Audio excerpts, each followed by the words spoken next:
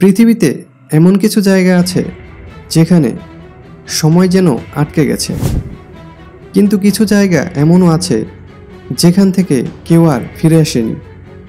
আজ আমরা কথা বলবো এমন একটি জায়গার, যার নাম শুনলে গা শিউরে ওঠে।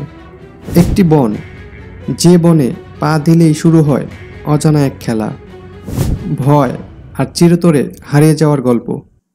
রোমানিয়ার ট্রান্সিলভেনিয়া অঞ্চলে অবস্থিত হুয়াইবাচুয়ে বন।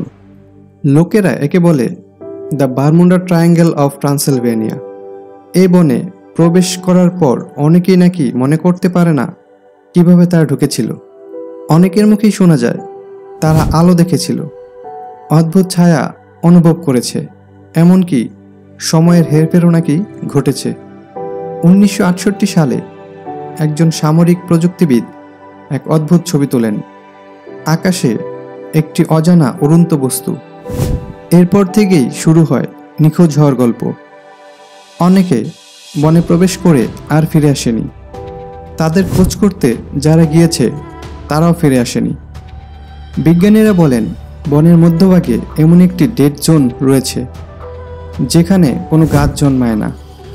মাটি পরীক্ষা করে তারা কিছুই খুঁজে পায়নি, যা প্রমাণ করে এই শূন্যতা স্বাভাবিক নয়।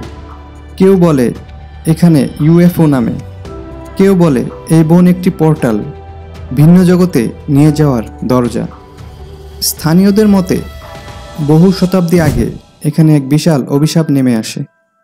এক যোদ্ধা এখানে খুন হন, আর তার আত্মা এখনও এই বনের ভিতরে ঘুরে বেড়ায়।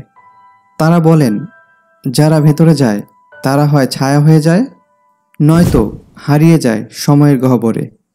আজ পর্যন্ত কেউ নিশ্চিতভাবে বলতে পারেননি কি হচ্ছে এই বনের ভিতর, কিন্তু একটা কথাই সবাই বলে, এই বনের ভিতর কেউ ঢুকলে আপনি আর সেই মানুষ থাকেন না।